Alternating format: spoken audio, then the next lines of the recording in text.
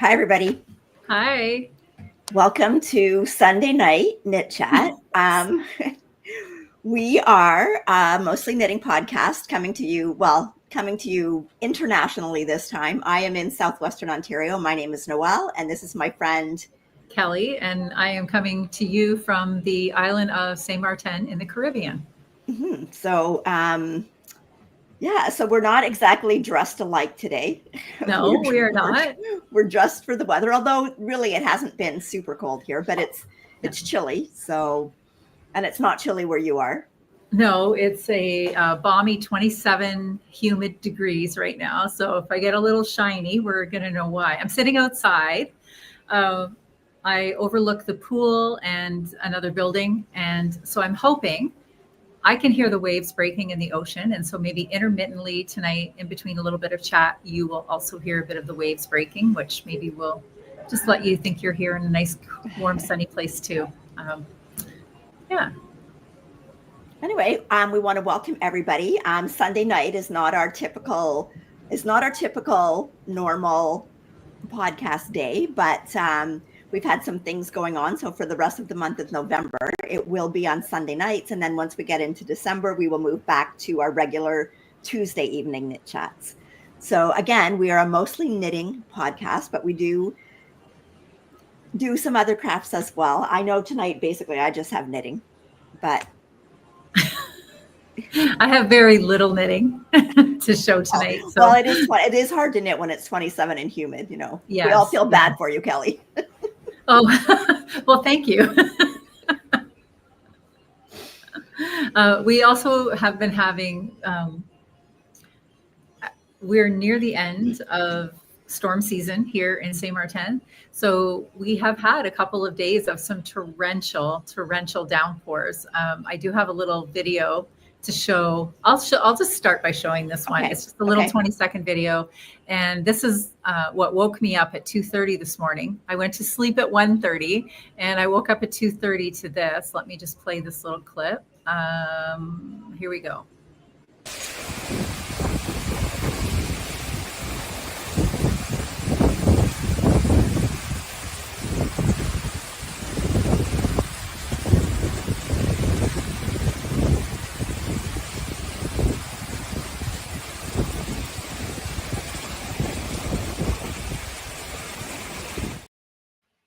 Wow, that's a lot of rain.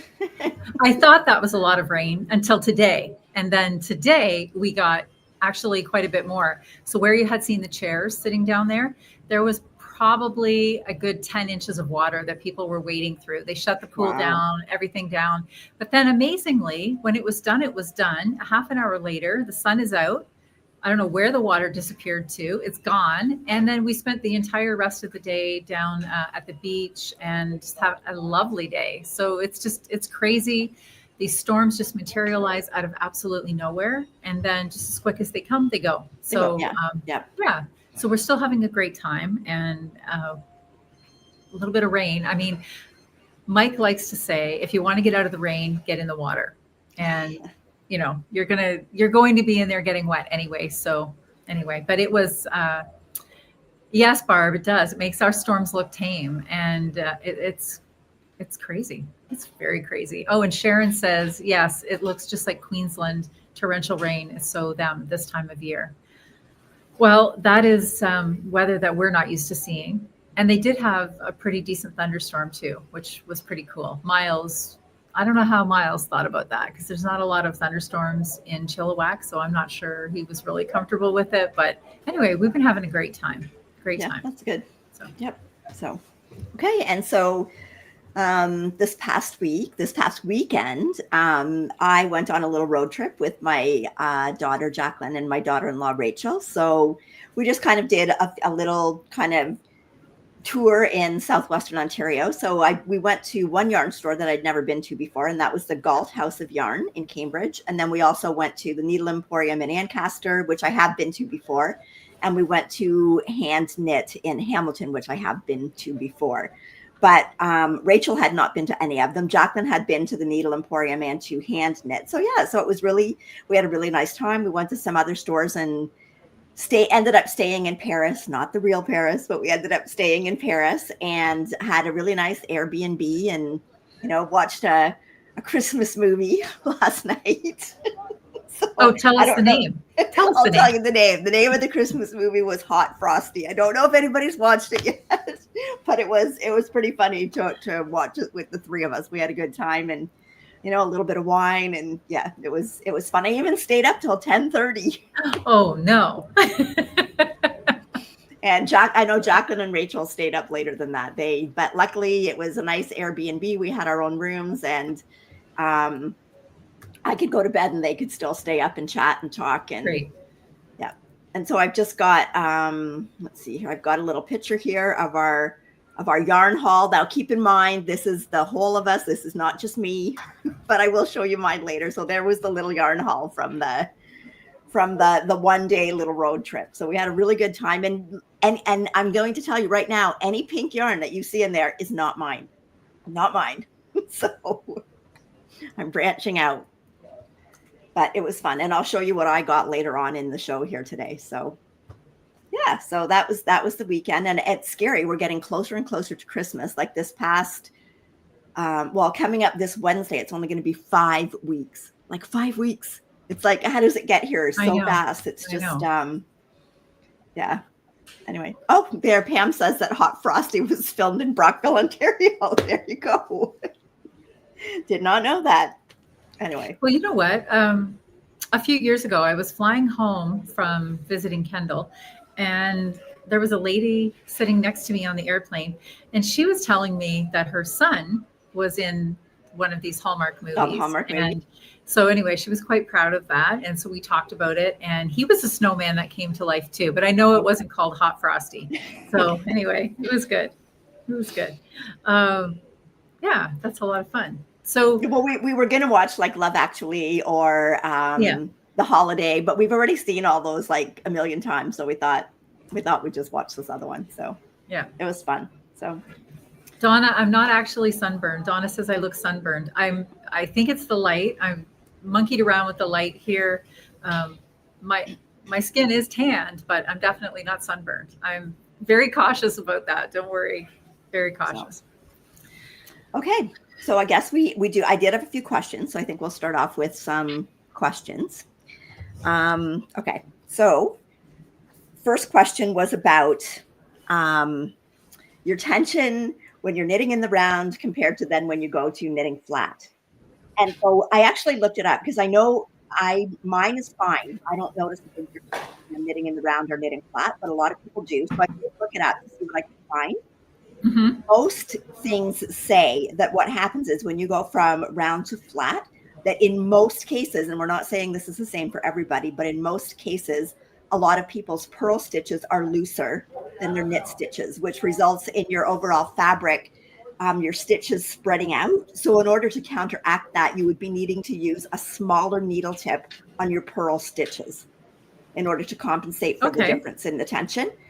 And another good suggestion was as far as what you could do was if you've got interchangeable needles, you can have one tip that you knit with. And then when you turn around, the other tip would be your purl tip. So you can have, two different needle sizes and you don't have to switch out needles every single time. Mm-hmm. So if you do find, now mind you, if it was the other way around and you find that your purls are tighter, then in that case, you would have to go up a needle size. So it all depends on what yours is. But if you're noticing that your stitches look looser, most likely it's your purls, and you need to use a smaller size needle in order to tighten up that purl stitch. Mm-hmm. So,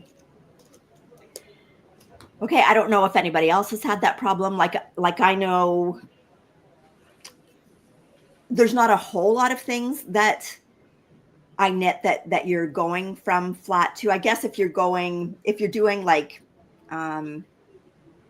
When would you use it? I guess if you're doing something that's got a V-neck and you're kind of knitting it back and forth until you get here and you join up under the arms is most likely where you would see a difference there, because you'd be using flat knitting up here and then round in the round once you got down to the body.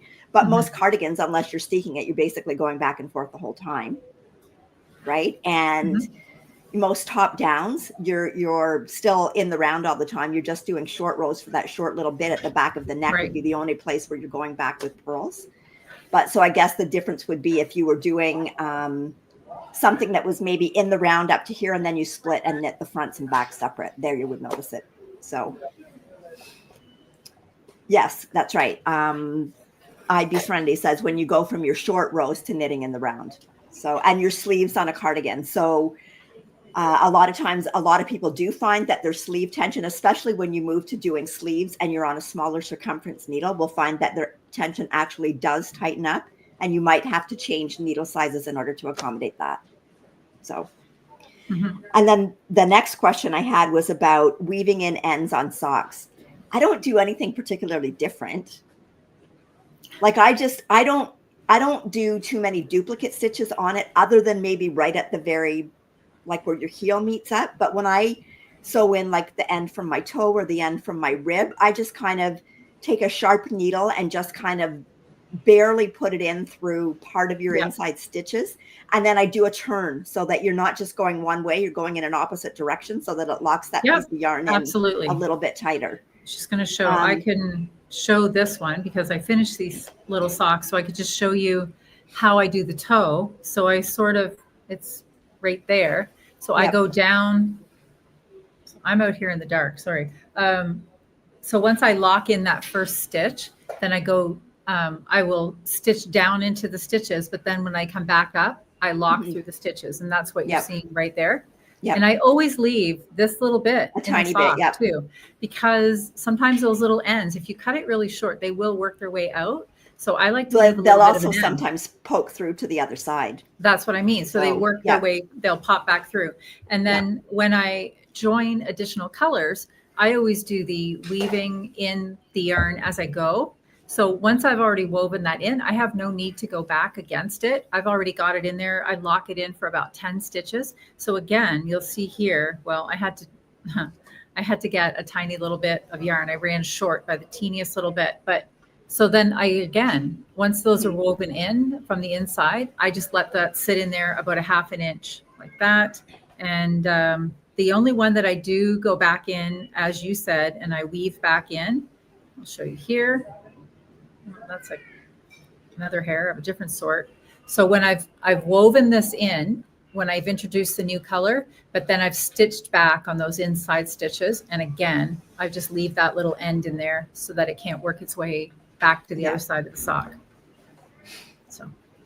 Okay. And then the last question I had was about measuring your gauge in lace knitting. So I looked it up and I found a tutorial. It's not a tutorial. It's actually a blog post by Tin Can Knit. So I'm just going to bring this picture up here. So this picture kind of shows some lace knitting, and in this particular blog, and I will link that in the show notes, it's basically telling you, don't worry about what your pattern says. Like, don't worry that your pattern says 22 stitches for 4 inches or, you know, so many rows, because it's very hard to pick out like 22 stitches in a lace pattern. So the best thing to do is go in and look at your pattern repeats. So in this case, when we're looking at the stitch repeat, which is measured, they're measuring that horizontally across the bottom there. And in this case, they're saying, okay, they're measuring over 3 stitch repeats. So you kind of pick a start point and the end point. So you can see you've kind of got a center stitch where they're measuring from. So they're going over 3 stitch repeats. And you know that those stitch repeats are 8 stitches per repeat. So in that particular amount of area, you've got 24 stitches. So in order to find out what your gauge is, now you're going to go back and you're going to look at, first of all, you're going to figure out what your stitch gauge is per inch. So let's say in that sample, let's say those 3 stitch repeats, which incorporate 24 stitches, let's say when you measure it, that works out to 6 inches. So you know that 24 stitches equates to 6 inches. So if you divide that 24 stitches by 6, by the 6 inches, you know it's going to take 4 stitches per inch. So then you just multiply that by 4, right? Because your stitch gauge is usually measured in a repeat of like 4 inches or 10 centimeters, which is basically the same. So in that case, then your gauge would be 16 stitches per 4 inches. So obviously, if you measured something different, let's say, for instance, that just measured 3 inches, that those 3 stitch repeats measure 3 inches, then you would take, again, the 24 stitches divided by 3. So that gives you 8 stitches per inch. So in order to figure out your gauge over a 4-inch swatch, you just multiply that 8 by 4, and that would be 32 stitches for your gauge. And then you're going to look and see how that compares to what your pattern calls for. Mm-hmm. You know, and it's basically the same if you're measuring rows. So in the case where we've got that vertical row, they're saying that in this case it's two pattern repeats. They're doing, let's see, we've got 12 rows per repeat. So they've done 2 pattern repeats. So in total, you've got 24 rows there. So you would do the same thing. You would measure that area again, depending on what it is. Let's say it's 6 inches. So you know if 24 rows equals 6 inches, you're going to do the math. You're going to divide the 24 by 6, know that it's 4 rows per inch, and work that out for your 4-inch swatch, which would be 16 rows per 4 inches. And it's a lot easier than trying to say, I'm going to measure like 22 stitches, because those 22 stitches in a lace pattern could end up in the middle of a repeat, which makes it very difficult to measure. Mm-hmm. So in this case, when you're actually measuring the repeats, you can look for a starting point and an end point in order to measure that area. So I will, like I said, I will link that Tin Can Knits, and it explains it in detail and goes through. That's a really good explanation. I know that can be tricky. Yeah, for sure. So, but that's a better way than to just say, I'm going to mark out 22 stitches, because a lot of time, and for one thing, in a lace repeat, your stitch, the repeat could be longer than 22 stitches. Mm-hmm, mm-hmm. So, and when you're doing it, the best thing is not just to, when you're doing a swatch, if you're measuring over 4 inches, especially in lace that you've got like maybe, 12 or more stitch repeat, you want to make sure that you do a good size swatch, not just 4 inches. I know that we don't necessarily do this, but in order to get a really accurate gauge, yes, you really need to do a bigger swatch, and you really need to do it longer than your 4 inches. You can't just like cast on 22 stitches and do 30 rows, because those ends all roll in, and that you'll never get an accurate measurement with that. So fair enough. Okay, so those were all the questions that I had for this week. What about you? I honestly have not looked. I'm not going to lie. It's hard.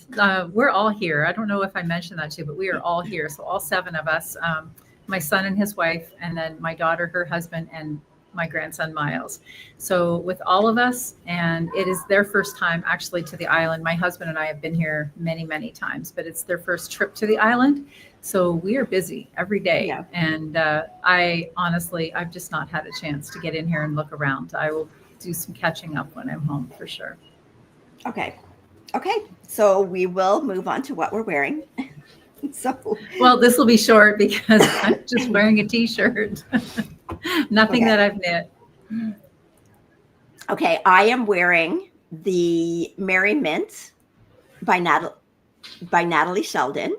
And yes, I knit this a couple of years ago, and I love this sweater, but it's a short wearing season. Like basically I wear it from the middle of November, probably to the end of the year, even though like there's not anything super Christmassy, like it's more wintry, but still it seems like it's a shorter wearing season. But I absolutely love this sweater. And I do have just a little picture here so you can see it a little bit better. Mine is done in Holst Garn, super soft, in I think there's about 10 or 11 colors in it. Mm-hmm. The stitch gauge in this is 30 stitches and 36 rows for 4 inches. It's done on a 2.75 and 3 millimeter needle, but it really worked up quickly because you're just anxious to get to the next little repeat of it. And it was a lot of fun to knit, especially the body. I love knitting the body, not so much big on small circumference sleeve knitting, but I do it on the 9-inch circulars, and that helps with the tension to keep it straight. I would say that's not my favorite part of doing an all over sweater, but I do love doing the yoke and the body of the sweater. Yes. And Natalie also has a children's version of this called the Mini Mint. and it's really cute too. And I've done a full one with sleeves, but I've also turned it into a little slip over, which was really cute too. So, yeah, so it's love wearing this sweater. This is always my sweater that I wear when we go to get our Christmas tree. So I think I saw a few people too, like in her, when they were doing the test knits or whatever, if you don't want to do the color work all the way down, like you could just end it somewhere at the yoke. You could put it in your yoke. Yeah. Like up to those, maybe the snowflakes would be a good spot to end, or that hollyberry. And then you could just do the rest of the sweater plain. So yeah. Or you could even just put like in that little, I think it's called a lice stitch or a flea stitch, where you just have a little fleck every so often and it could just look like snow. And then you don't have to follow all the charts. Yeah, lots of different things that you can do. Oh, Julia said Julia's doing 20 rows to go on her second cuff. Yay, Julia. Cuff. Yay, Julia. Yep. She is doing her Merry Mint sweater as her Advent along this year. And she had it at the coffee shop a couple of weeks ago. It looks amazing. Amazing. Yep. Yes. Okay. Before we move on to that, though, there were a couple of comments in there that I wanted to pop up. Okay. Sarah in London, our London Sarah. Okay. Her school actually is having a market on Thursday from 5 to 8. And there are some vendors there, and there are some goodies. I know there are some food trucks as well. And so she's asking anybody that lives in the London area to please come and support her school. It's to raise funds for the school, and it is the Lord Elgin Public School in London. So if you are in the area on Thursday from 5 to 8, you could check that out. And then the other question that showed up while you were talking about questions, Barb wants to know how many stitches I cast on socks for Miles. I cast on 44, probably pretty soon moving up to 48. His feet are not slowing down, that's for sure. So, okay. So before we go into finishes, we should maybe start. Last week we talked a little bit about doing the, what's it called? Nana's Visit? Nana's Visit. Nana with a G and Nana's Visit. I'll pull up the picture. Okay. So we talked about doing that, and Kelly and I both have our yarn from Timber Yarns in order to do it. Well, this week, Heather was so kind to support the podcast. I'm having the same problem you had last week, Noelle. Okay. I can't switch it. Sorry. There we go. Let me see here. Okay. There we go. So this is the December mystery gnome. So what's going to happen is at the beginning of December, if you've gotten the pattern, you're going to get a clue every day up to the 21st in order to make this little gnome. So Timber Yarns is one of the yarn sponsors that are doing this. So Kelly and I both have our kits ready from Timber Yarns, but Heather has generously donated some kits to the podcast, and we are actually going to give away 2 sets tonight. And then we also have another 2 sets that we're going to collect comments over the week, and then we will pull those before the show starts next week. So I want to thank Heather. That's such a generous gift to give to the podcast. And we're so glad that so many people were right in there and excited about doing it. And we can't wait to cast them on. Like, we're really looking forward to casting them on. Whoops. That's not what I want. Nope, that's not what I want either. I want to pull us back here. So in order to we'll get started, and we'll collect comments like throughout here, at least for the first little while, and we'll draw the first one soon, and then we'll draw another one a little later. But I'll show you the kits that we've got here. So I'm not sure exactly what kit you will get, because Heather's got 2 of the sets and we've got 2. So I'm just going to show you the ones that we've got. So this first one here is Vintage Christmas, and it's very pretty Christmas color. So the kit comes with your 4 mini skeins of yarn. And then there's also some hot chocolate. There's some little stitch markers in here. And in there you can see there's the little wee tiny glasses for Nana, so that she can see to do her knitting. That's right. Some of us need those. So Alice, I've never made a gnome either. She says she's never made a gnome. I've never made a gnome. So I'm really excited to do this. Yeah. So that one is Vintage Christmas. And then this other one is called Ho Ho Ho. So it's a little bit more traditional colors. And again, it's got your hot chocolate, and it's got this one. You can see it's got little Santa stitch stoppers that are just peeking out the top there. And it also comes with the little glasses. So we are going to collect comments, and what we want you to type in, let's see if I can bring this in here. We want you to type in hashtag timber yarns. So we will have that run for a little while, and then we'll go back and draw. So I'll just leave that up for a minute so you can all see the timber yarns. Do you have the collecting comments on? I do. Okay. So I just didn't see it moving yet. So okay. There we go. Okay, we're going. Okay. No, I do have it on. So okay, so that's going to continue to run in the background. So remember, hashtag timber yarns, and we'll just continue talking until we're ready to draw that. I just noticed a comment in there.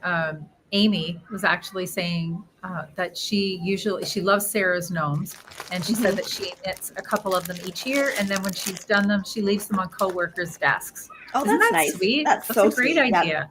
Yep. I know when my grandchildren sees these, I'm going to have to make like about a dozen. So anyway, okay. So Kelly, do you have any finishes? Yeah. Okay. Hold on. Okay. I was just going to do this, and then I wanted to leave that up there for a little bit while we talked a little bit more. Okay, maybe let's, I have a few more pictures to show from the week before we go into finishes, just so that we don't take away from this. So keep typing in timber yarns, everybody. All right, and so I'll just show a few.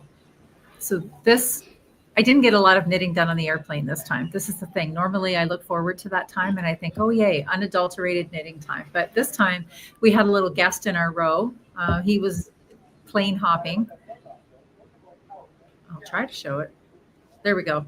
So we had Mr. Miles to entertain. He came loaded with his snacks and toys and his little bento box full of goodies. So not so much knitting on the plane this week. But then the other thing that I wanted to show too is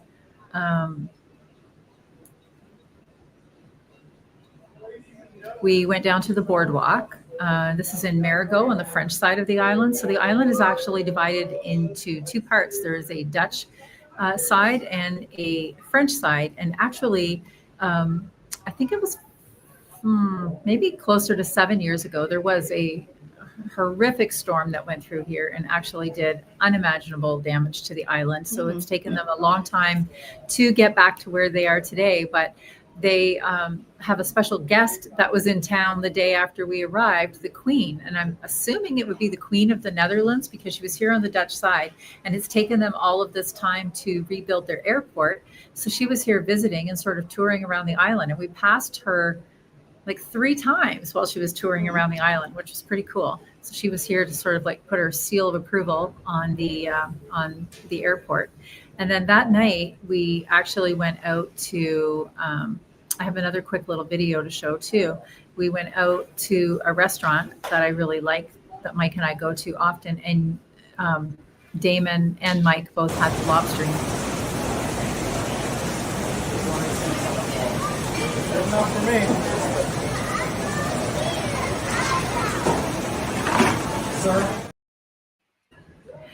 When Miles was there trying to pick out the lobsters, he was having no part of that. The server picked one up and he said, "Here, you can touch it." And he's like, no, he was having no part of that whatsoever. But that's what it looked like on the scale. It was just over 6 pounds. I couldn't believe my son chose one that big. This is what it looks like cooked and on the plate. Wow. It is a lot of That's lobster. a lot of lobster. That is a lot of lobster. Yes. And then, this is just a picture of my daughter and I before we went out for dinner that night. So it's, you can see the storm was sort of brewing in the background. And by the time we made it out to the restaurant, the storm was in full blown. And just to show you that I have done just the tiniest bit of knitting on the beach this week, there's a picture. And this is just, this is actually the beach just out in front of me here that you might hear the waves from. And again, you can see the storms on the other side of the bay. And this is Simpson Bay. So we are on the Dutch side. Yeah. So, okay. Okay. Do we want to show this? We have 206 entries. Okay. We'll draw one now. We'll draw one now and then we'll go back in and draw the other one a little bit later. Okay.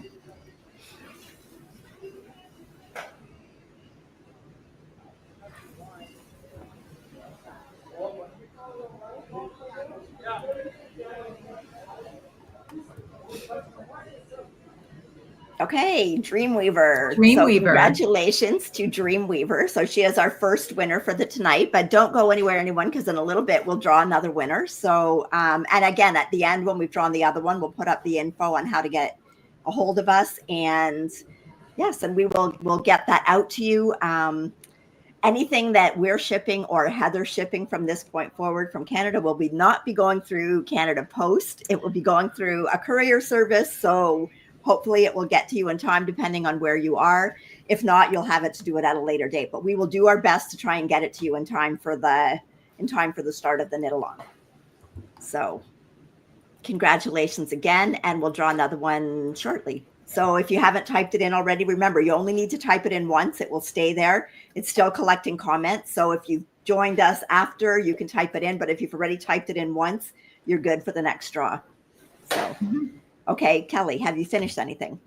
I finished one thing. Okay. Okay. And you finished how many? I have a few. I have a few, but some of them are ornaments, so they're really small. But my first finish is, I did finish Penelope socks. So these are West Yorkshire spinners, and these are for her. I do a 48 stitch sock, and this looks really big, but her foot measures 6 inches, so this is about 6. So they will be a tiny bit big on her, but better big than too small. And I did actually. She was over last weekend, and I tried one on her. It actually is a tiny bit big, but not too bad. So those are West Yorkshire spinners, 48 stitch. They are heel flap and gusset, and they took 29 grams of yarn. So the ball can go a long way. So it can. That's my first finish.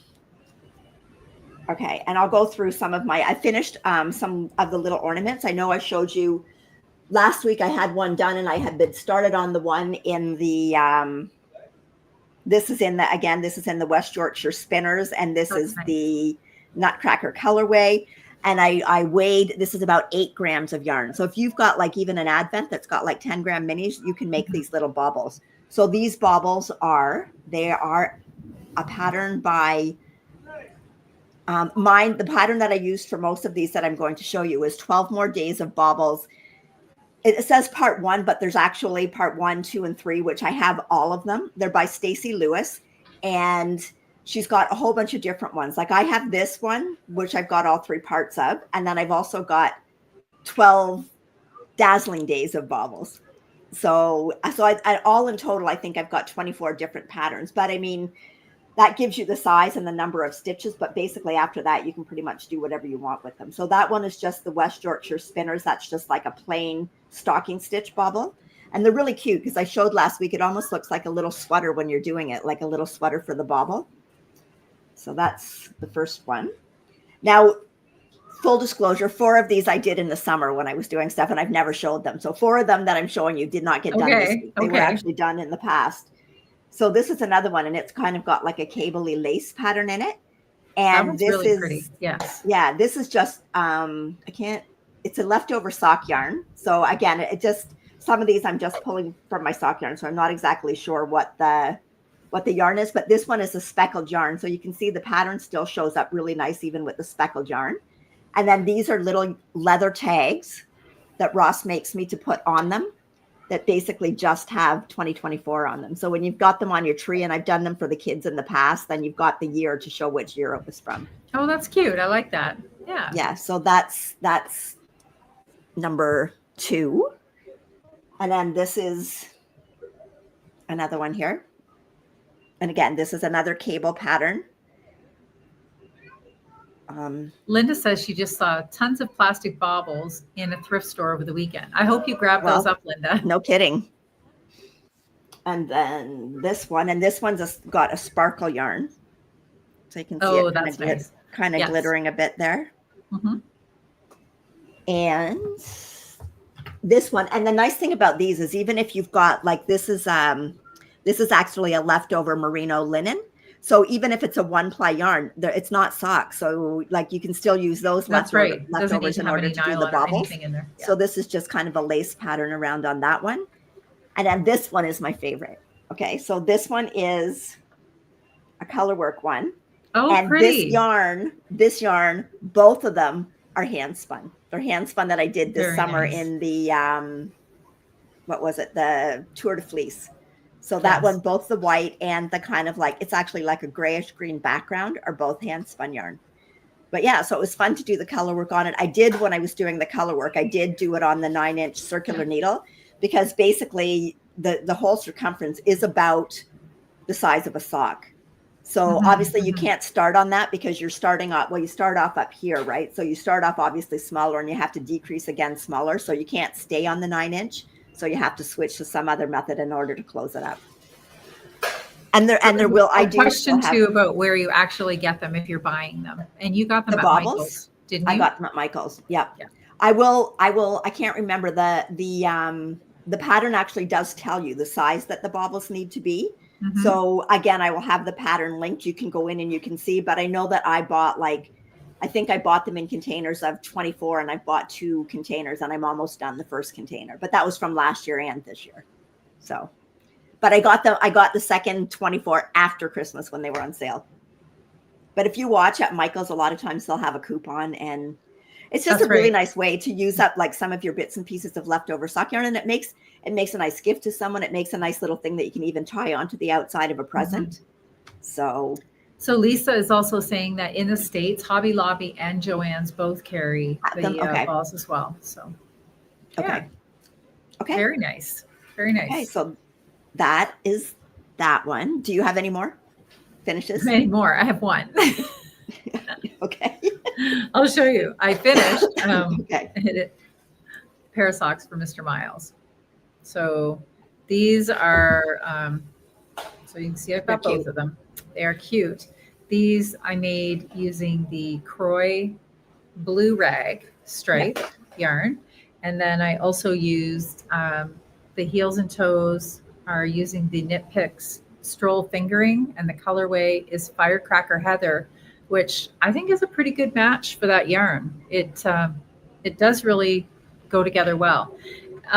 Something that I know, so I used the Tin Can Knits pattern loosely for the rye socks. I cast on 44 stitches. I did 10 rows of rib for the cuff. I'm trying to remember now. I can't remember, but I have it all in my Ravelry notes. I detailed it all the way through. So you can go in there and you can see that. Something I did want to point out, we were talking earlier about the tension on your knitting. And I just noticed this today when I got these out. I was trying to like press them out a bit. You can noticeably see, there's the one, and this one is noticeably tighter, this part of the sock, and smaller. And you know what I did? I finished this on the beach. So from here up, I did this on the beach. And here's the thing. So it's really damp here all the time, or humid, I should say. Right. So, and it was really, really windy. So no matter where I put that ball of yarn, the wind was blowing the yarn. And also, so it was, the tension was being held tighter. And I know that sounds silly, but it was being held tighter. And then on top of that, with it being so humid, it almost felt like the yarn was slightly wet. And I noticed how tight that it was when I was knitting it, but I just kept knitting along anyway. And then when I finished the sock, like that is a noticeable difference. So I might have to. Well, had the other one been on a blocker though? Could that be the difference? It might have been, but I didn't wet block it. I might have put it on to show it when I finished it, but I certainly haven't wet blocked it. But like the rest of the sock is the same, right? That I knit just at a regular time, but it's just that I noticed that the toe is tighter. So there you go. Tension does make a huge difference. And I mean, that was a visible difference to me in my knitting. Okay. So my next finish is, let me just find I'm pretty sure I had a banner. Let me just see if I can find the banner. Why do these things always disappear on me? By the top. Seriously. Okay. I guess I'm going to have to create a banner. Okay. It is And you have this too. You probably just don't have it with you. Your Hudson Ripple hat. I thought about bringing it with me. And you know what? I didn't even put a picture in here to show off either. That's bad on me. Okay. So it is the Hudson Ripple hat by JST Designs. So both Kelly and I test knit this for Jennifer Shields Toland. And I did both a size small and a size medium. So I'll show you the size medium one first. And I've got some pictures here. So the size medium one, so here's a picture of the hat. So the size medium one I did with Junction Fiber Mill. This is their Farm Fresh Savage Art yarn. So they call it by like that their farm yarns. They basically name them by the farm that it comes from. So this is Savage Art Farm. So it's kind of a purpley color. I got this at Rhinebeck, actually, not this past Rhinebeck, but the Rhinebeck before. So this one I did put a pom-pom on the top of it. And this one's kind of got, because it's the medium size, it's kind of a little bit higher. So it's got a little bit more room at the top of the head. The pattern is basically the same pattern that she has in her Hudson Ripple. The one that she had I did the bandana, but it also had a shawl and it had a little scarf. So it's the same pattern, but just in a hat design now. So that one is a size medium. It's a worsted weight yarn, so it works out really quickly. It's on a 4.5 millimeter needle, and it takes less than a skein of yarn. I believe that first one took, I did write it down here, 140 meters in that one. And then the second one I was done with Lion Brand Woolies. And this is small, so I've got it pulled down more, but I can still actually turn up the brim on it. So there's kind of like what it looks like at the side. And then there's a picture of the crown. So the decreases come together really nicely at the top of the crown on the hat. And this it does. Size, it's a nice hat to knit. With the size small, I used 100 meters, and that was the Lion Brand Woolies, which I think comes in an 85-gram ball. So even with an 85-gram ball, you can get the hat with it. So beautiful pattern. Okay, so the pattern is actually, it's a pre-release. So if you go in now, the pattern is actually pre-released. It's going to be released on December the 1st because Jennifer is doing a knit along. So JST Designs, she's doing a knit along. I will link it in the Ravelry. I'll link her Ravelry thing for the knit along. And I do have just a picture here too. So the knit along is basically going to be the 12 days before Christmas. So it's December 1st to the 12th. She's got 4 patterns, but the fourth one is a surprise that's not released yet. But there's the bandana, there's the shawl, there's the hat, and the other one is also going to be one that you can do with a DK or a worsted weight yarn, and they all take less than 1 skein. So cast on day is the 1st of December. So if you actually buy the pattern now, don't cast on yet. You don't cast on until December the 1st. And then cast off and finished objects is December the 12th. And then there's also prizes. So I will link that in the show notes. And if you want the hat pattern now, if you go up and you sign up for her newsletter, you'll get a 30% discount code for the hat. But that ends tomorrow night at midnight EST. So November 18th at midnight EST. But if you go and sign up, you can get 30% off. Otherwise, I think it's 15% off on Ravelry right at the moment. But really super quick hat to knit, and all of them would make great gifts. So absolutely. And I did just bring in my picture actually while we were, oops. Okay. I just zipped them in from my phone. So I'll show that one. So I did mine a little bit differently. I actually knit the brim to be 4 inches instead of the 2 inches that the pattern calls for, because I knew that I wanted to wear it as a turned up hat all of the time. And I still wanted to have that little bit of a slouch to the hat. And I knit mine using the Roots and Rain yarn in her Kindred base. It's not available anymore. It was an amazing yarn to work with, though. I wish it were available. It's a beautiful yarn, but Donna is not dying any longer. And I love the hat. It was a super quick knit. And I'm trying to remember, but I'm pretty sure I used 58 grams for that. So not too much for a hat. And it's a really beautiful hat pattern. I really liked it.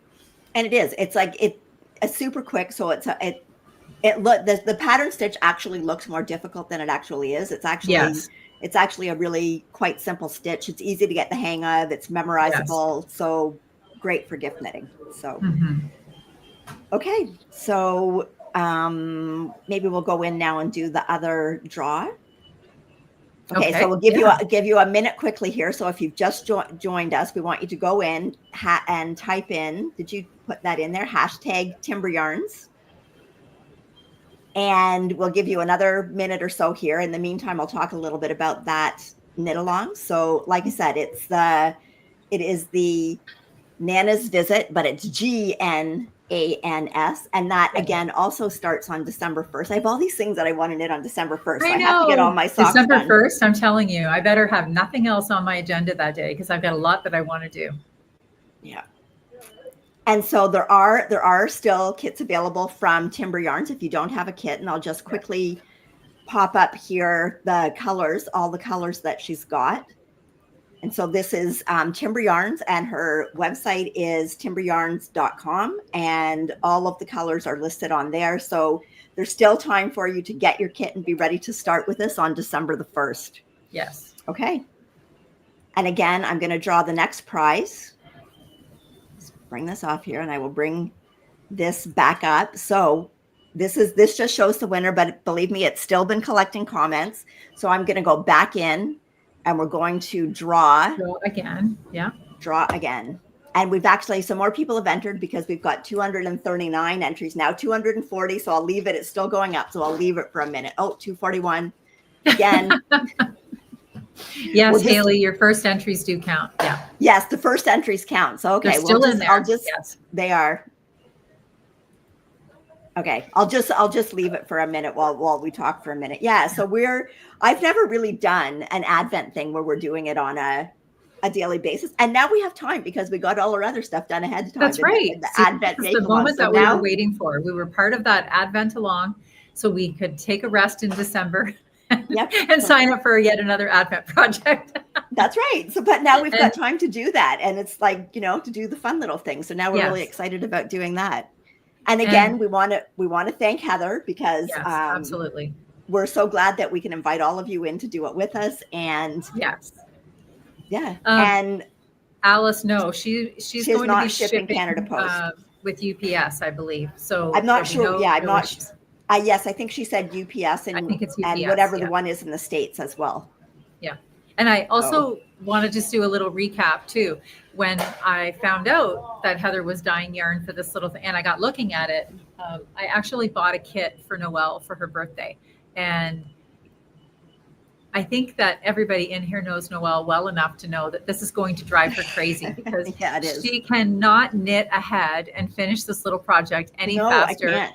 Because the clue is released each day, and not every day is a knitting clue. Some days are just a little part of the story development, and the clue won't be released until 8 o'clock. 8 o'clock Alberta time. Alberta so it's going to be like 10 o'clock. Which is 10 o'clock for us.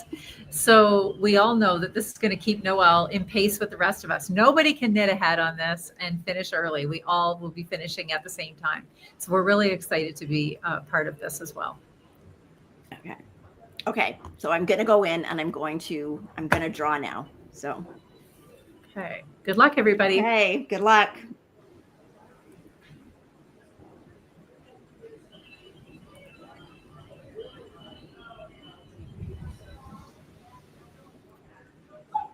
Jess 100. So congratulations, Yay. Jess 100. And our previous winner, who I didn't write down, and I should have, but I can go back and watch Dreamweaver. Dreamweaver, that's right. I think she's won something before. I think so, yes. So anyways, congratulations to both of our winners. So in order to get in touch with us, I need you to email me as soon as you can, like I said, because if we want to get started on we want to get started and get this out to you. So you can email us at knitsandpiecespodcast@gmail.com. So, and we will need your full name and we need your mailing address. So, and you know what? I don't know. Put your phone number because it might be different that it's not Canada Post. So your full name, your address, and your phone number so that we can get this. I won't say in the mail, so we can get this in shipping to you. Into shipping. And so that hopefully it makes it there in time for you to start the knit along with us. Yes. So again, for anybody that didn't win one or hasn't gotten a kit yet or would like a chance at winning another one, you can actually comment through the week. Once this podcast is posted to YouTube, you can comment and after the live tonight. After the live, not right now, but after the live. And let's see, what should we ask them? I guess just if you've ever knit a gnome before and what gnome you've knit. Yes. Or if this is your first gnome experience. So it's my first gnome experience and I'm looking forward to it. So I just wish the cleans would come out a little faster, but that'll be okay. We are definitely gnoming our way through December. Yes. That's right. Okay. So, so congratulations to our winners and I'm excited about it. So me too. I'm going to make sure I have my yarn all rolled up and ready to go, needles at the ready so that I hit that button at 10 o'clock on the day and get the first clue better not be a reading clue. That's all I can say. So, well, I do think that there's going to be an introduction, so I wouldn't be surprised if the first day is it's like a reading day. I don't know. We'll see. I don't know. We'll see. We'll have to see. Maybe somebody that's done one of these before can kind of spill the beans. Is the first day? Do we actually get to do something, or is it just a catching up day? Yeah. And have we said like we should? Did we say that the where is that? I'm going to find that one picture again. That it's Sarah. I don't know how to pronounce her last name. Skira. Shira, isn't it? Shira. Sarah Shira. Yeah. Okay. Let me see if I can find that. I don't know if it doesn't say on there, or the picture that we have doesn't say on there. But anyway, it's Sarah Shira, and she does tons of gnomes. I think this is not the first year that she's done a mystery gnome. I think that's a couple have happened before, I do believe. So I'm sure that there's people in here that have knit gnomes. Yes. So KG says the clues change every Advent. Oh, and Barb says, yes, you knit the first day. Okay. Okay, good. She could have changed that. You never know, right? Okay. Okay. So back to knitting. So I have one more finished object. So, okay. My next finished object is I actually have my November socks done. So this is my Weathertop socks by Claire Ellen. And they are finished. So they turned out so good. Pair number 11. So the only Lord of the Rings socks I have left to knit is mine. So I haven't decided if I'm going to start them before the beginning of December or not. I probably should so that I can concentrate on gnomes and knitalongs and everything else in December. But I'm really, really like how these turned out. These are, they are for one of my daughter-in-laws. So this pattern in particular, it's actually got 72 stitches around the leg of the sock. But then when you go down into this part here, because you've got a lot of stocking stitch again, you've still actually got the higher amount of stitches on the front of the sock, but then the sole of the foot is decreased to 64 stitches. So it's not quite as big down at the bottom. And I've got just a couple of pictures here to show off the pattern better. Let me just pull them up here. So there's it's got like a cable and a twisted stitch design. And then the front of the foot is really cool. It's kind of got like a crossover that brings really like nice. A little fake cable through it. And then there's that kind of goes around the side, but it's the really, really neat cables. And it's really, I again would say, I mean, it's not a pattern that I can do without having my Knit Companion open, but basically it is still relatively intuitive. It's not like you have to watch it for every single stitch. So I must say I have really enjoyed knitting these socks. So I don't know, haven't decided yet what I'm going to do for next year, whether I'm going to find something else or, I mean, there's still lots more Lord of the Rings patterns. I could continue to do that, but I'm not positive. I'll have to think about that. But these are done in Firefly Haven fiber. This is the Mabel sock, which is an 80/20 sock. And this color is pumpkin spice. So this is dyed by Pam, who works at Little Red Mitten. and it's a really nice sock yarn. So if you've not used it, I would definitely try it. It's a really nice sock yarn. Yeah, Deb is and I really asking, like what socks are you doing for yourself? I haven't decided yet. I was going to do the Arwen socks, but they're okay, but there's other socks that I like better. So I don't know. I might have Frodo. I don't know. We'll see. I've got it narrowed it down to a couple. So I've got to go and I've got to check it out. But yarn that I was planning to use, it changed when I went yarn shopping this week. And now it's a different yarn than what I was originally going to use. So we'll see that when we show some, acquisitions. Yes. Okay. Angela is asking, she has finished 2 pairs of socks that are gifts, and she wants to know if she can enter them in the unselfish thread and the sock along, or does she need to pick one? No, you can enter them in both. Enter them double in both. Dip. Absolutely. So, yeah. Okay. That's it for finishes. Okay. So we're on to whips. Do you have any whips? Yes, I do. Okay. I only have 2. I only have 2. Okay. Well, I mean, technically I have 3, but I don't even think I brought the 3rd one out because it's so newly started. I hope I did. No. Okay. Well, okay. I think 2. I think I have 2. Okay. Here. Okay. Yeah. Okay. Do you want to start? Do you want me to start? Okay, I'll start. How many do you have? Well, just 2. Okay. All right. So this one is nothing new. This is, I've already finished one. These are Mike's socks. Nice. Just doing a 3x1 rib. And so I finished the first one and I cast on the second one on the plane. And again, normally I'd have so much done on a plane, but didn't get very much done. So this is all I have done. I did the cuff and I don't know, maybe 1.5 inches of the sock. So this is using the West Yorkshire spinners, 4-ply. And this is the color Bullfinch, which I really like. I love this nice color. I think I had actually bought this to use for myself, but then, now that he thinks he wants hand knit socks, this was a really good man's color.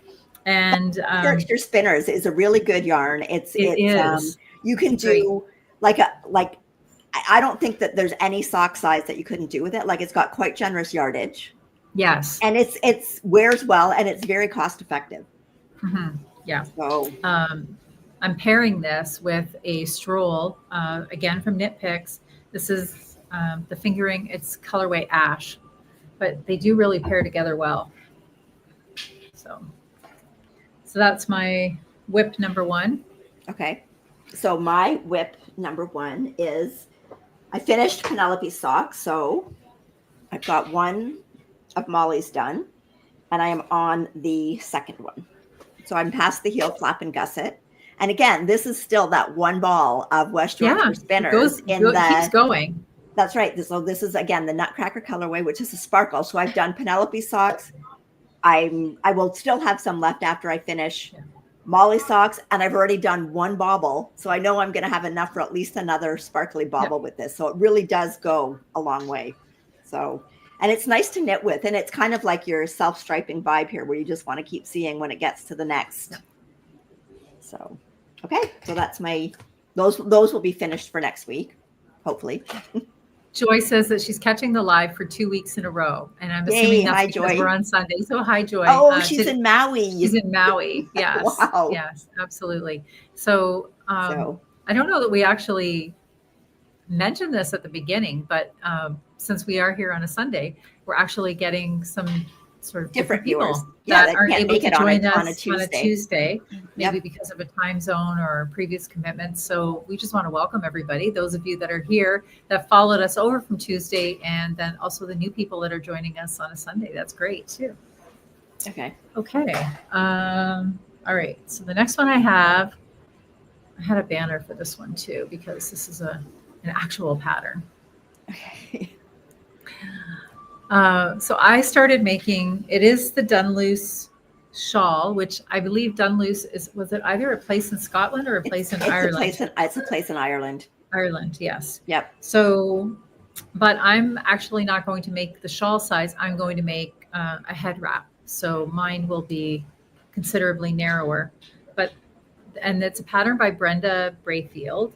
And the interesting thing about this is that there's no purling. So it is a garter stitch, but then you do this cool little trick to make it almost look like a ribbing or like a band that's going down. You see there? And you don't purl on the way back. So there's no purling in this, which is very, very clever. Has a very nice little detail here that it's a little bit tricky to see on camera, but it creates quite a nice pattern. And we all know that I love my hair wraps. And actually, Brenda said that she wrote up for the hair wrap thinking about me, because me and my hair wraps. But so anyway, I really wanted to knit this. I think, Noelle, you already knit the bigger shawl. I did. You? No, Yes. no, I knit I knit that size. I knit the one that goes around your neck. Okay. But it's not a big shawl. It's just a one skein, like 50-gram skein. Yeah. And I'm actually using this yarn, which is by Holst, and it is the Haya base. So it is 70% baby alpaca and 10% mulberry silk, or 20%, and then 10% yak. And it comes in a 50-gram ball. And this colorway is called Ballerina, and it's like a dusty mauve, which I don't know. I think I'll have a lot to wear this color with. It's pretty. So it's really, really soft. In hindsight, maybe I wish I had chosen, what's the word? Like, this is a really soft yarn. So maybe something a little bit of a stronger base, like more of a sock yarn. So I did go down a needle size because this is so soft. It does, I feel, knits up loosely. So I went down a needle size, and I'm happy with the way it's looking. Pretty. I think it looks really good. So I'm anxious to have this one done. Okay. So I just had a question about the size of Molly's socks. Molly's socks, I am doing a 52 stitch sock. Molly has a size 1-2, like kids 1-2. So, but she's like tiny around. So, but I knit relatively tightly. So when we give you number of stitches that we do, like if I did a 44 stitch sock, it would be for a baby, but Kelly's doing 44 for Miles, but my 44 stitch socks would turn out tighter. A lot tighter, we can give you stitch counts, but it still depends on your knitting style. So. Well, here's the thing. So after my little experience with that sock being tighter, so if I were to knit on a humid beach, I can get Noelle's gauge. There you go. But that's the thing. So, it's different, right? It's I know that I do knit tighter. Yes. So for sure. Okay. Barb says that she wonders what the swimmers are thinking about me being all lit up here on this balcony. I don't know what they think.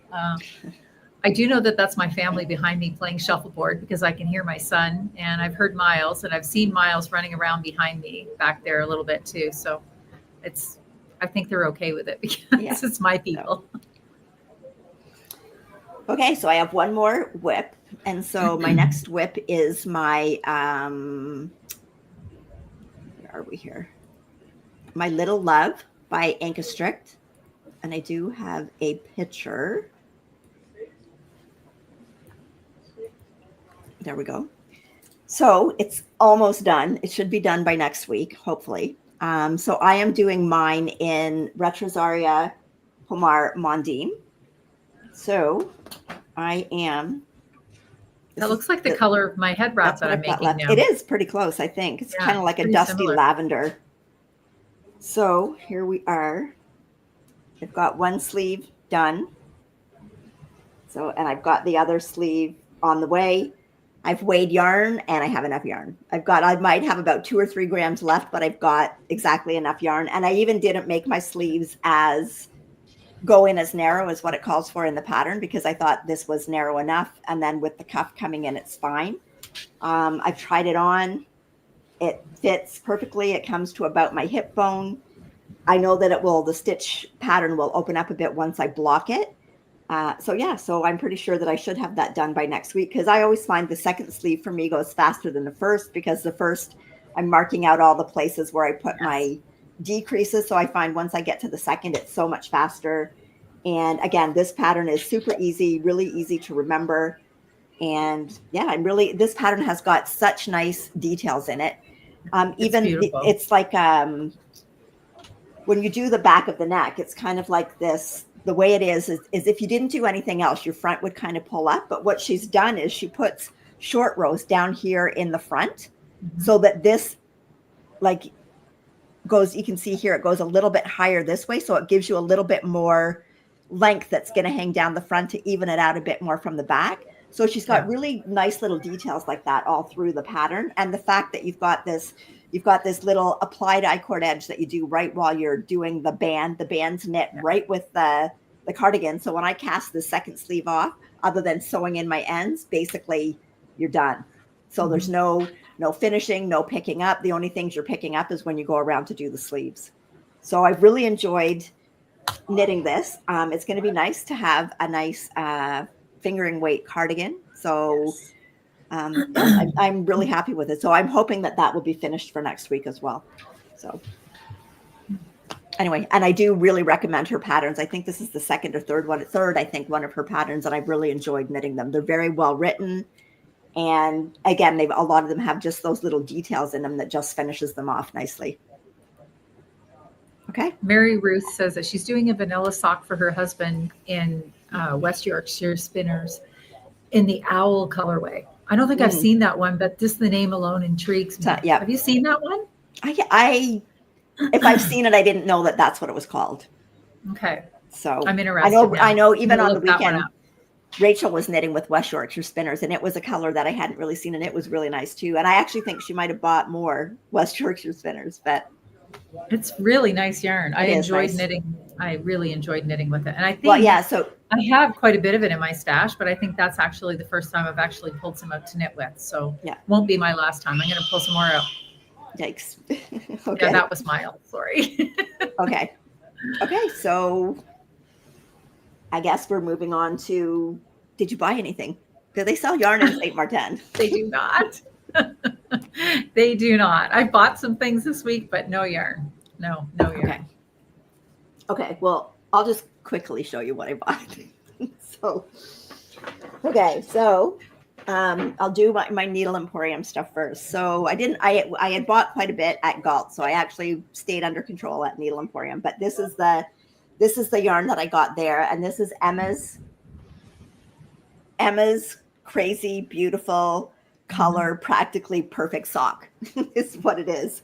And so she had one like a monthly colorway. So this colorway is October 23, but look at that. It's so gorgeous. Pretty. It's just like, so I think this is what I'm going to use for because I think even though the speckles, I think a pattern will still show up in it because it's not like highly variegated. So I think it will still show up.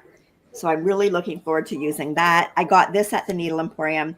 It is 80/20 and it is 400 yards and 100 grams. So looking forward to starting that. I should maybe not have that started by next week. We shall see. And then the other thing that I got at the Needle Emporium, and it's they've got lots of stuff in that store. And one of their specialties is kind of like they put together kits. So there's lots of kits available to buy.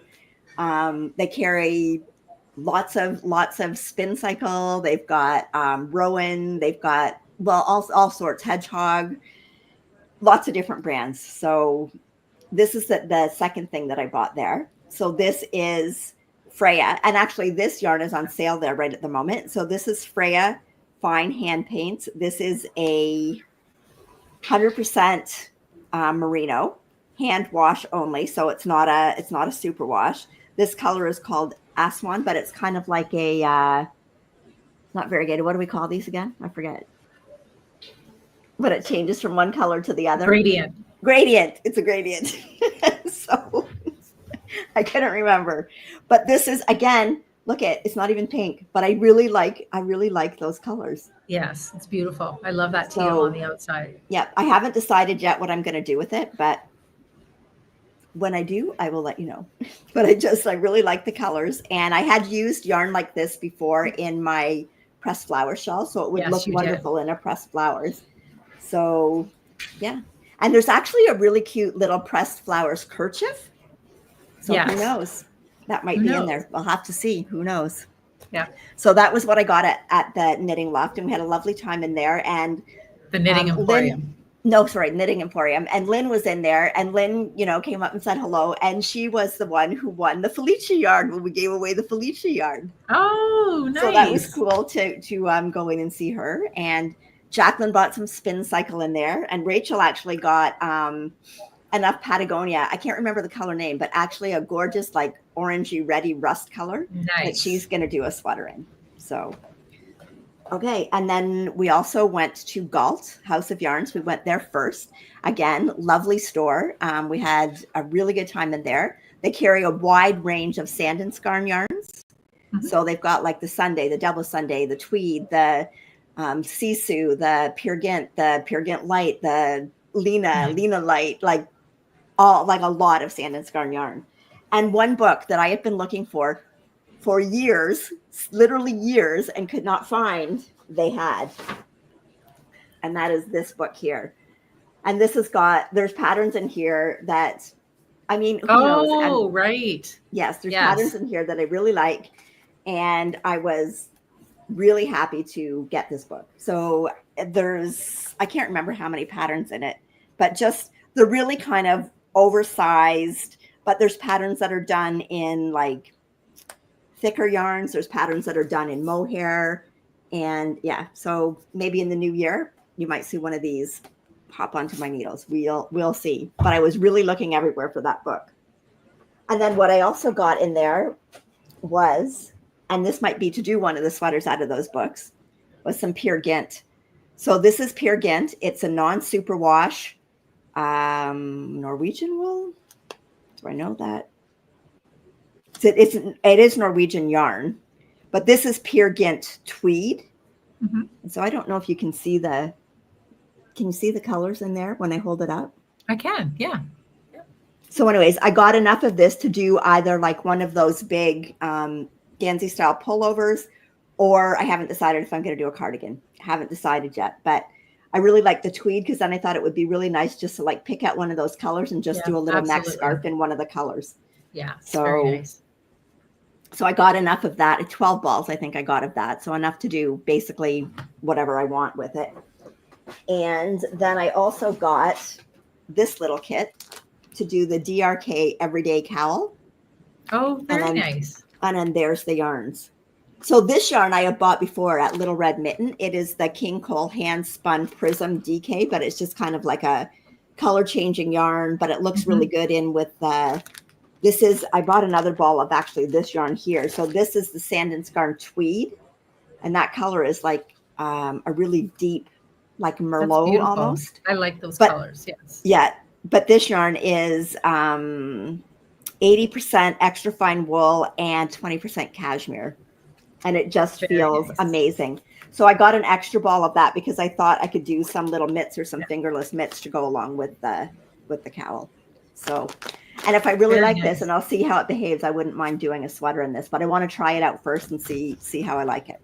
So so that was what I got. So we had a really good time shopping, and so nice to go to a store that you haven't been to before. And we did go to Hand Knit as well, and they had some Harris tweed there that I would have bought, but they didn't have enough yarn for. So I thought, I might be able to get something out of it, and I thought I don't want to limit myself. And well, they didn't have your sweater quantity of 2 skeins. No, they didn't. Well, it was a thicker yarn, so I would have needed more. I think I could have done something, but I didn't want to be limited and have to pick patterns based on I've only got so much yarn. So But anyway, Lee has a comment here. She says she likes it when you share books because she said it is the thrill of the before and then the anticipation of the after, which is a great way of putting that for books. Yes, absolutely. Yeah. Okay. Well, Amy, I could have made a vest, but anyways, I by that point I'd already thought, okay, I've already bought enough. And I mean, we were shopping, we bought other things too, like some Christmas stuff. So I thought, okay, anyway. Okay. So I can always go back. There's a question here that came in throughout the show. I'm going to pop up here. Mimi wants to know, when making socks, is it because you have knit the foot too short, or is the heel too small that the socks keep slipping in your shoe? Could be a combination of both, I think, but I would definitely say that it's because your heel pocket isn't deep enough. What are you thinking about that? Again, it could be different things. It could be your whole overall tension is too loose, because it's nice, like socks need to be knit with negative ease. You don't want them just the size of your right. So they do need to have negative ease so that they kind of suck into your foot. But yeah, I do think if it's slipping down, most likely your heel pocket needs to be bigger, a little deeper. But again, it's hard to know without seeing it. It could be a combination. Yeah. It's kind of like you do have to kind of knit socks for a while to kind of get to know for yourself what that exact combination right is for you. Yes, for sure. Yes, and different heels, even for everybody, different heels fit differently. Mm-hmm. A lot of people find that the short row heel is not deep enough and they need like a heel flap and gusset. Mm-hmm. I find they're all okay, but you know what? My preferred one and the preferred feel that I like on my foot, I have to say, is a heel flap and gusset. Okay. So, but again, everybody's different. Yes. So. Okay, so there was that, and then there was also this one. Victoria says that she has the Candy Cane West Yorkshire spinners, and she's still looking for a sock pattern other than a vanilla to use. The one that quickly comes to my mind, is it called the Simple Skip? Is that the one I'm thinking of, where you just this? I don't know, the Simple Skip. I'm not sure. I think that original pattern for the Simple Skip, though, is written for DK weight yarn or sport weight yarn, and you have to kind of adjust it to do a fingering. Oh, okay. Because there was something else that what I was thinking of was where you have those little slip stitches right where the pattern starts, and then that just kind of gives you a different look for how the sock ends up. Well, there is a pattern that just has slip stitches every so often. And I'm not sure what it's called, but if you just like into Ravelry put like slip stitch sock, you might be able to find it. Another one that's nice for a sock pattern to use with self-striping is the heel toe do-si-do by the Crazy Sock Lady. Oh, that's right too. Gives you the zigzag a chevron. kind of, yes. Yeah. Yes, that is a nice but one. Be careful with that one because it does tighten up the front of the sock. It does. So, it does. And Sid's song is saying the Twizzler socks. So there's another one that you might want to try. The only thing you don't want is like something with kind of like elongated lines is probably good. You don't want something with too much overall texture because it's going to get lost in those stripes in the pattern of the socks. Yeah. So. Yeah. Okay. All right. This was just a funny little one that came in here when you were showing your cardigan. Oh yeah. Awkward Wallflower says adds little love. Yes.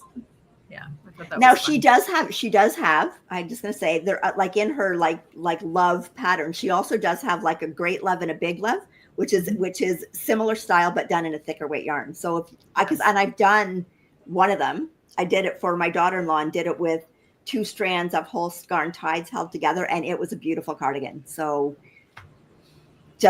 I would like to do one of those too. So. Some other ideas that have come up. Gail says the bijou socks. It just has a nice subtle pattern.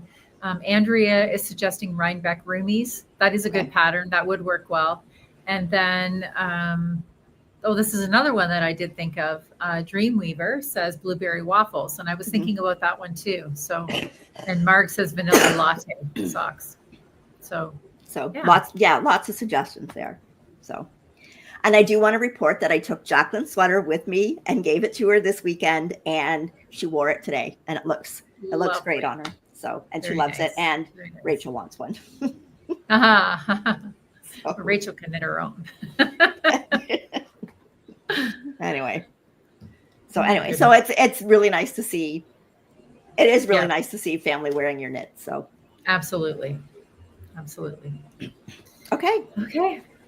So I think that's it for today. So don't forget, after the video is posted, you can go in if you still would like a chance at one of the gnome packages from Timber Yarns. We want you to go in and just let us know if you're a gnome newbie. And that's newbie is GNEWBIE. GNEU. Yes. Gnome newbie. Yes, absolutely. So let us know if you're a gnome newbie, and if you're not a gnome newbie, let us know what gnome you've knit. This is a lot of ends. A lot of G's. A lot of G's. Oh yeah, a lot of G's. But it's always like you want it with like a K or something after it. Yes. Or an N or something after it. Anyway, whatever. It's a lot of letters. We'll just go there. So yeah, so we will draw just before the show next week. And we will then try to get those in the mail as quickly, not in the mail, into the delivery system as fast as we can, so that we're all ready to start on December 1st. So I might have to use my FedEx connection with Kendall and see what she can do to help me out. Yeah. So we want to again thank Heather for being so generous with the podcast. Oh, and you know what? Before we even go, I forgot. We had the two. I pulled the two names for the mitten patterns. Yes. Okay. Hang on a second, Karen. This is very, very clever, yes. Karen. Yes. She is no newbie. Okay. So sorry about that. I totally forgot. We should have been doing this back in the admin part. But last week Kelly had shown her finished fingerless mitts that were a pattern, the Lift Me Up mittens by Manon Drolet. And Manon had given us patterns to give away. And we had an ongoing comments through the week. And I did pick two winners for the socks. So I'll just pull those up. So the first winner is Beverly Thompson, 3246. So congratulations to Beverly. And then the second winner was Tammy ZZ7 TV. I don't know where YouTube comes up with these, but congratulations to Beverly and Tammy. And we had lots of lovely comments about whether people preferred fingerless mitts or full mitts. And there was a lot of it depended on where you lived. But the pattern does contain both. So you get both the fingerless mitts and the full mittens. And again, another gorgeous pattern that is a perfect gift knit, and to make them for yourself too, but also a perfect gift. Absolutely. So congratulations to the winners. Again, the winners can just contact us at knitsandpiecespodcast@gmail.com. Just pop that up again. And just contact us there. And I think you have the codes, right, Kelly? Yes, I do. So we will pass the code along to you for your pattern. I'm heading home on Tuesday. So by Wednesday or Thursday, I should be back in the groove because we won't get home until late Tuesday night. Okay. So I'll be back in the groove Wednesday or Thursday, and I'll get those patterns out to the winners. Yep. And we want to thank Manon. We want to thank Manon for they're I've made them, you've made them. They're a gorgeous mitt pattern, and thanks to Manon for supporting the podcast. So, okay. So I know, Kelly, you probably want to get back to the pool, back to your family, back to your last few hours in warm weather. Yes, absolutely. So it's been great. Yeah. So also a reminder that next week we are back on Sunday again. So to finish out the month in November, actually, right? Yes. Yes. Because then starting in December, we'll be back on to Tuesday. Tuesday. Yeah. Yes. And we'll make sure that we let you know that again next week. And so next week we'll go through all the knit-alongs that are going on again. There's nothing that finishes before we meet again. The only thing that's going on this week is getting your gnome newbie comment in there. And don't forget to check out JST Designs for the knit-along that she's going to have. And hopefully we'll be able to cast on something for that as well. Yes. So we want to thank you all for joining us, and for everybody that comes in and watches after the fact. We're so happy that you take the time to spend with us. I know it's, I was going to say it makes our Tuesday nights, it makes our Sunday nights too. So we're just so glad to be able to share with you. And we hope that everyone has an amazing week, and we will see you next week. So happy knitting.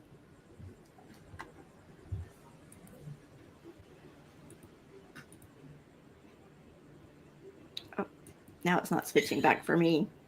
Oh, no. Seriously, now. Oh, wait. Okay. There we go. Okay. Bye, everybody.